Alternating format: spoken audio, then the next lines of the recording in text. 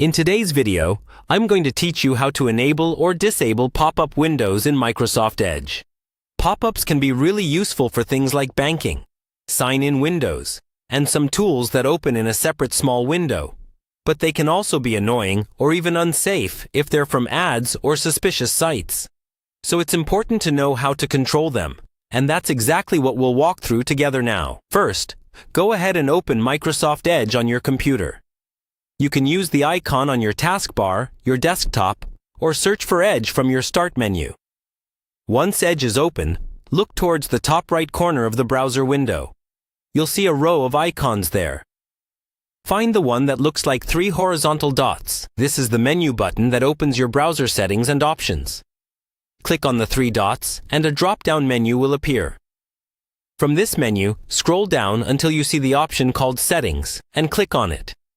This will open a new tab or page within Edge that contains all your browser settings. On the left-hand side of the settings page, you'll see a list of sections. Look for the one labeled Cookies and Site Permissions. Go ahead and select that. This is where Edge controls things like what websites are allowed to show, including pop-ups. Now, in the main area on the right, scroll down until you find the section called All Permissions. Under this section, look for pop-ups and redirects and click on it. This is the specific setting that lets you block or allow pop-up windows. At the top of this page, you'll see a main switch or toggle. When this switch is turned on, pop-ups and redirects are blocked for most sites. When it's turned off, Edge will allow pop-up windows. If you want to block most pop-ups, make sure the block option is enabled.